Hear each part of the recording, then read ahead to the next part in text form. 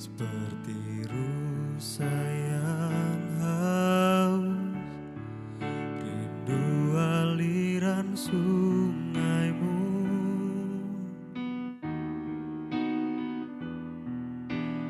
Hatiku tak tahan menunggumu.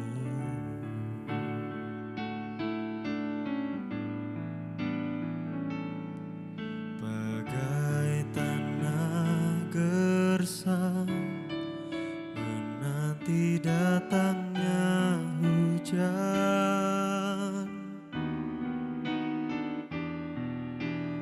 Begitupun jiwaku, Tuhan. Hanya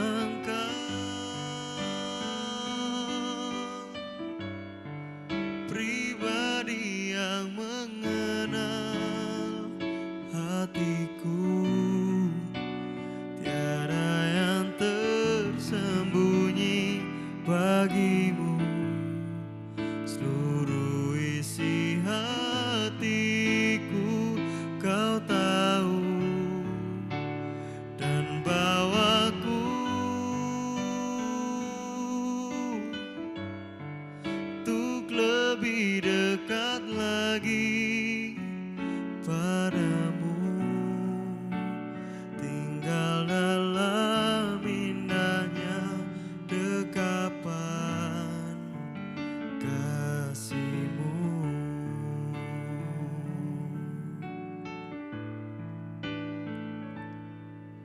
Bagai tanah gersang menanti datangnya hujan,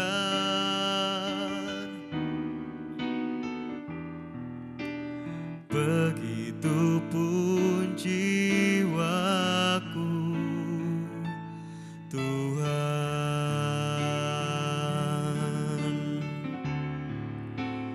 Hanya Engkau, pribadi yang mengenal hatiku, tiada yang tersembunyi bagimu. Seluruh isi hatiku kau tahu, dan bawaku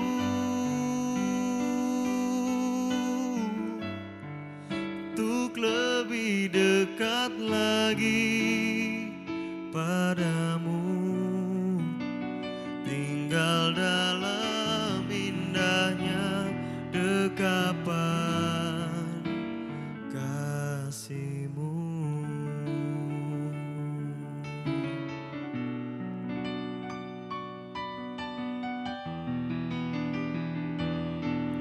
Ku ingin selalu ada dalam hadirat-Mu. Kami rindukan dekat dengan Engkau, melekat hanya padamu, Tuhan. Itu kerinduan kami, bersekutu dengan-Mu, Yesus Tuhan. Selalu berada dalam hadirat-Mu,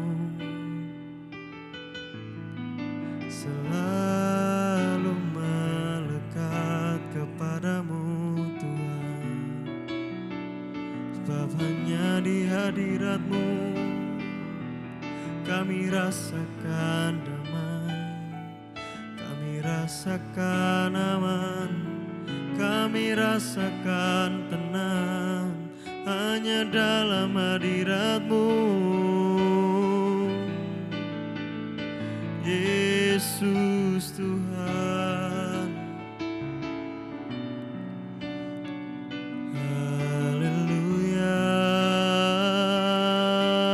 oh, haleluya.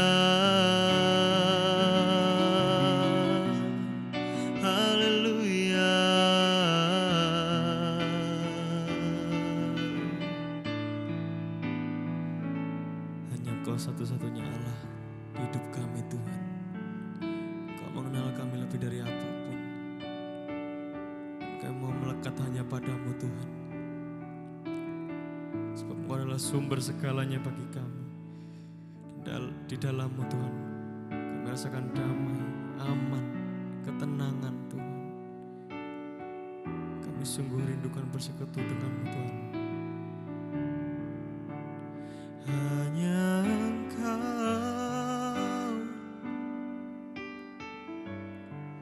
pribadi yang mengenal hatiku. Tiada yang tersembunyi bagimu. Seluruh isi hatiku Kau tahu.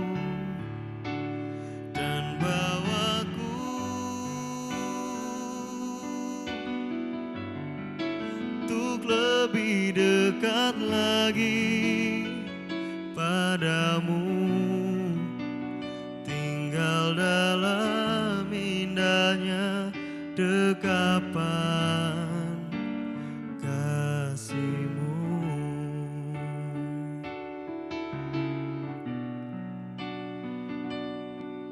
Yesus, hanya Engkau Tuhan. Hanya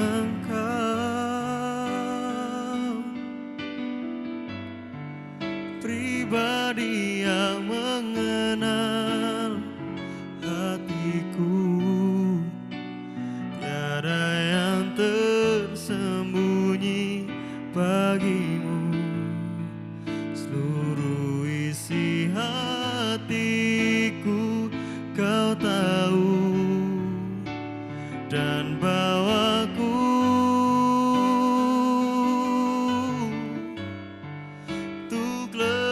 dekat lagi padamu, tinggal dalam indahnya dekapan kasih-Mu.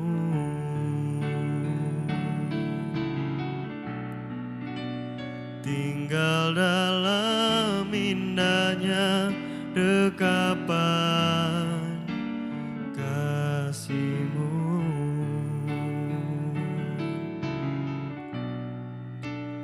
Tinggal dalam indahnya dekapan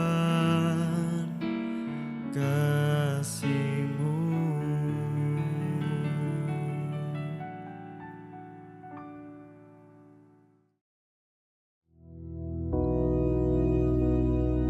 Bapa kami yang di surga, dikuduskanlah nama-Mu, datanglah kerajaan-Mu, jadilah kehendak-Mu di bumi seperti di surga.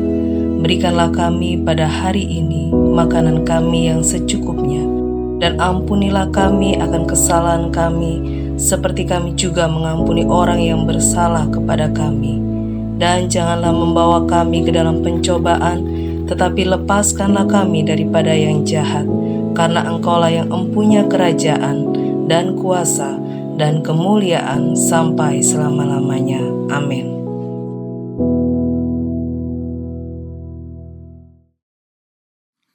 Haleluya.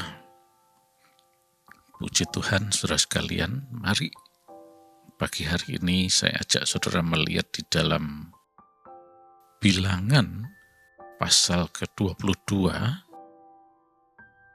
Kita akan baca mulai ayat yang kedua. Kita sudah tahu kisah dalam perikop ini, yaitu mengenai seorang raja yang bernama Balak. Dia dari Moab, yang mengupah seorang bernama Bileam untuk menyerapai, mengutuki Israel, umat Allah. Mengapa ini terjadi?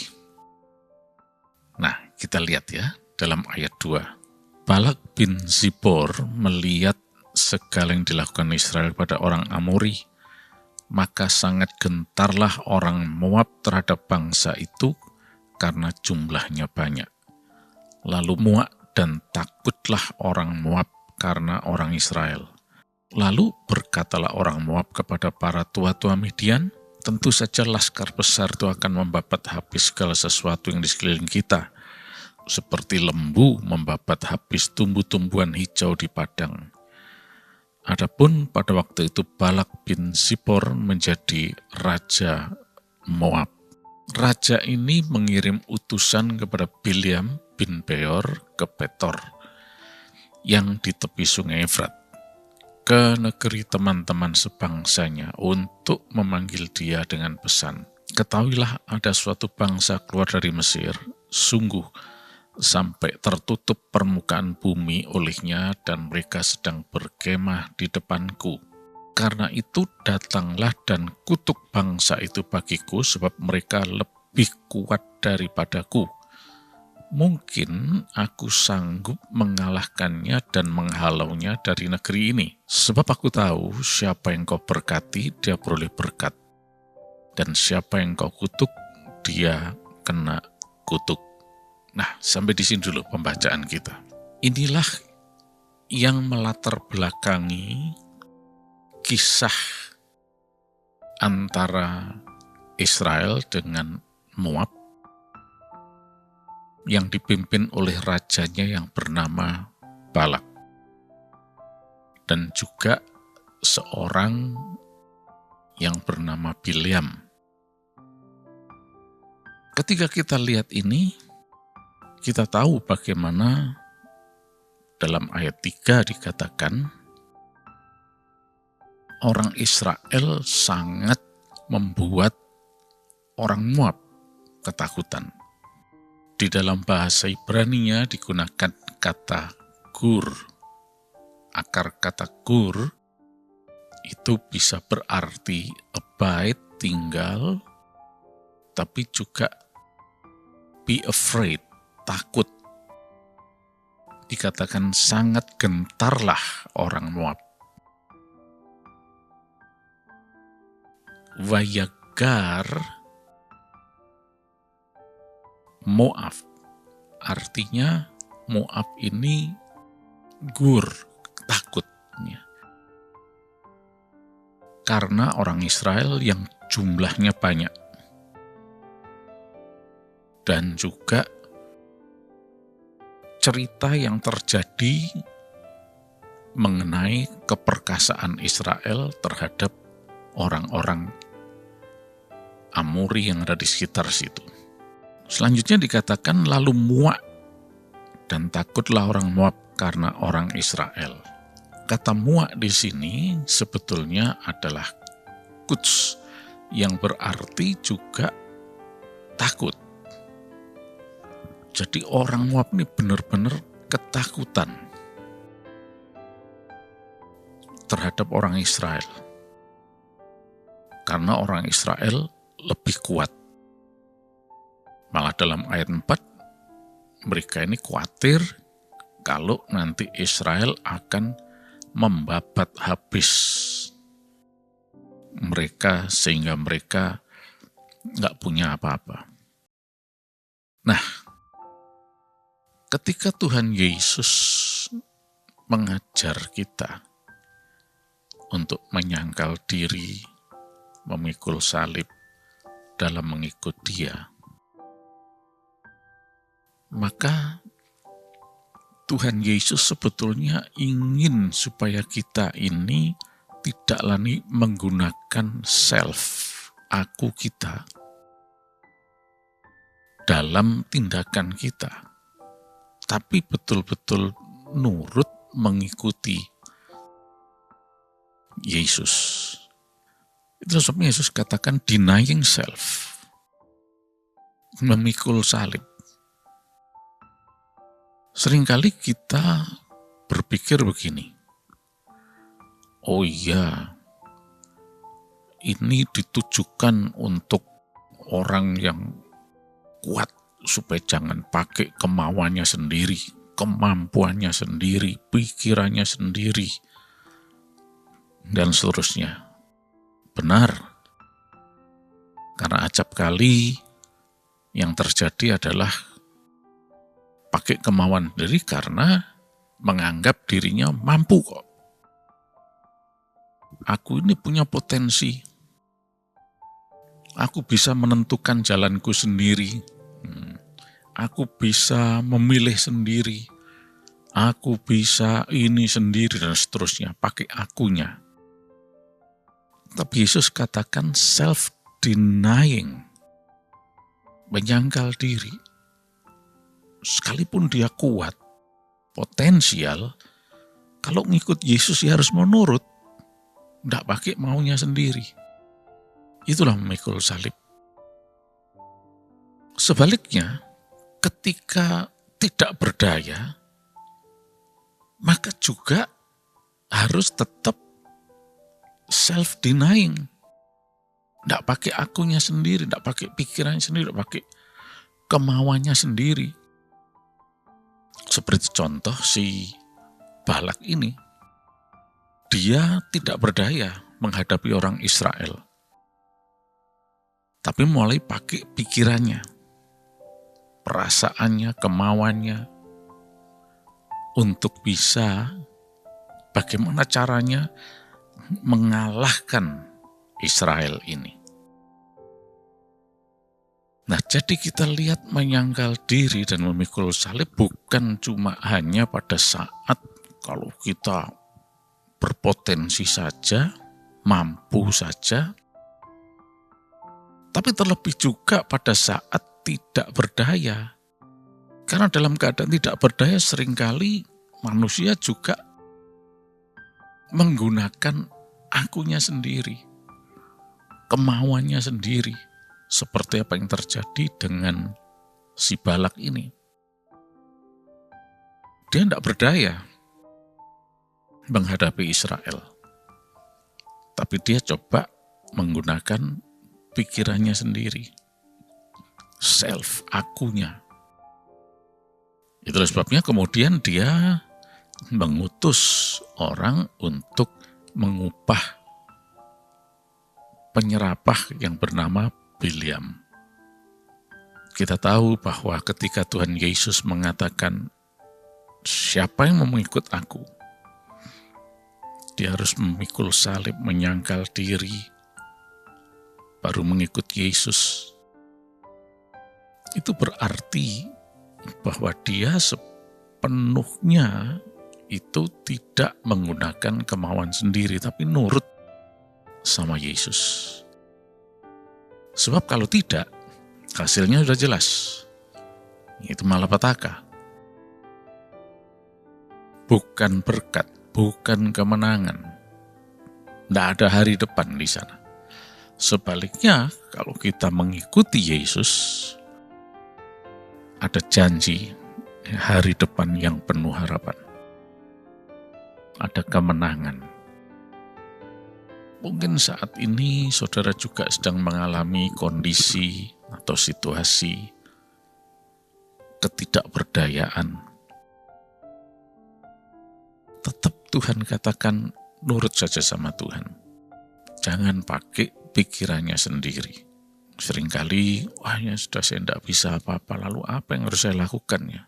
Oh coba sih, saya tak usaha ini, coba saya cari pertolongan ini, cari pertolongan itu, dan seterusnya. Salah sama sekali. Tidak akan berhasil. Seperti apa yang terjadi dengan si Balak ini. Dikatakan dalam ayat selanjutnya, ya, dalam ayat 5, Raja Balak ini kemudian mengirim utusan pada Bileam bin Beor ke Petor, ya, yang di tepi sungai Efrat, ke negeri teman-teman sebangsanya untuk memanggil dia dengan pesan, ketahuilah ada suatu bangsa keluar dari Mesir, sungguh sampai tertutup permukaan bumi olehnya, dan mereka sedang berkemah di depanku. Karena itu datanglah dan kutuk bangsa itu bagiku, sebab mereka lebih kuat daripadaku. Mungkin aku sanggup mengalahkannya dan menghalaunya dari negeri ini. Sebab aku tahu siapa yang kau berkati, dia beroleh berkat. Dan siapa yang kau kutuk, dia kena kutuk. Nah, si Balak ini berharap bahwa Bileam ini akan berhasil nanti untuk mengutuki Israel. Sehingga dia bisa mengalahkan mereka. Ya. Tapi apa yang terjadi? Kalau kita lihat selanjutnya, semua usaha Balak ini tidak berhasil karena menggunakan kemauannya sendiri. Mereka berhadapan dengan kuasa Tuhan. Dan kuasa ini menaungi Israel. Coba kita lihat ya di dalam ayat yang ke-12. Bileam coba bertanya kepada Tuhan, dan Tuhan berjawab begini. Lalu berfirmanlah Allah kepada Bileam, janganlah engkau pergi bersama-sama dengan mereka, janganlah engkau mengutuk bangsa itu sebab mereka telah diberkati. Tuhan katakan pada Bileam, percuma, nggak akan berhasil kamu. Karena mereka ini ada naungan berkat. Dinaungi oleh berkat, nggak bisa ditembus oleh kutuk apapun. Udah jelas ini. Bileam yang diharapkan oleh Balak, ketika Balak menggunakan pikirannya, idenya, akunya, nggak akan berhasil. Dan memang tidak berhasil. Sekalipun Balak ini mengiming-imingi Bileam dengan upah yang sangat tinggi dan seterusnya, ya.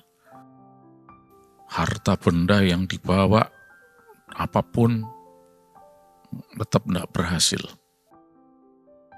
Karena memang bangsa ini dinaungi berkat. Tidak bisa ditembus oleh kutuk apapun. Di dalam ayat yang ke-23, pasal yang ke-23, ya, dikatakan di sana, sebab tidak ada mantra yang mempan terhadap Yakub ataupun tenungan yang mempan terhadap Israel. Enggak mempan.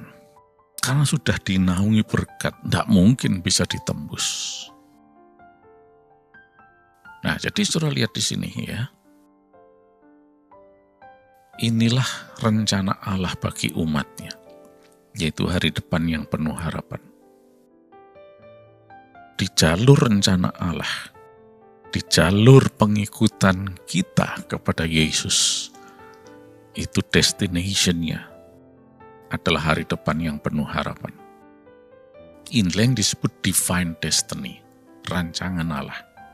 Selama kita berada di jalur itu, selama kita tetap berada di jalur pengikutan kepada Yesus, tidak akan ada apapun yang bisa menyentuh kita. Dikatakan tidak ada mantra yang mempan terhadap Yakub. Itulah sebabnya mengikut Yesus tidak bisa menggunakan kemampuan diri sendiri. Itulah disebut self-denying. Sekalipun tidak berdaya, tapi tidak menggunakan kemauannya sendiri. Datang kepada Yesus. Dan pasti akan ada pertolongan. Pasti akan ada jalan keluar, pasti ada perlindungan di sana. Bukan seperti Balak ini. Mungkin sudah mengatakan, oh, Balak kan bukan orang yang kenal Tuhan dan seterusnya. Iya. Tetapi ini adalah contoh pribadi yang pakai kemauannya sendiri, tidak berhasil. Entah orang itu kenal Tuhan, entah tidak. Seperti yang Yesus katakan, yang tidak memikul salib, tidak menyangkal diri, nggak akan berhasil. Begitu juga yang dialami oleh Moab yang dipimpin oleh Raja Balak ini. Mereka berpikir, wah, punya ide. Ini yang diharapkan akan memberikan solusi. Ternyata nol besar, tidak ada artinya di hadapan Tuhan. Dari sini kita semakin mengerti bahwa Tuhan mempunyai rencana yang indah untuk kita. Kita ikuti aja divine destiny ini, rancangan Allah yang akan mencapai destination-nya, destinasi, tujuan, yaitu hari depan yang penuh harapan. Karena Yesus sendiri yang memimpin, kita tinggal mengikuti aja. Yang penting adalah nurut di sini.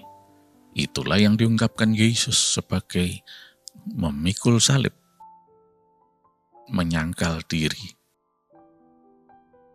berjalan di dalam jalur rencana Allah, yang destination-nya adalah hari depan yang penuh harapan.